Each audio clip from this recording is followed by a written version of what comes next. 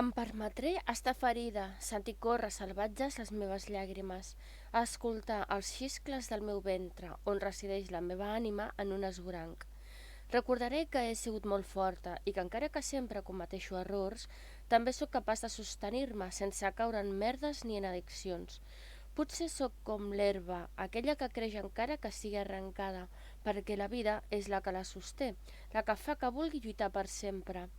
He d'habituar-me a pensar que tu ets qui vas perdre, perquè tenies una dona al davant que estimava els teus ossos i la teva ment.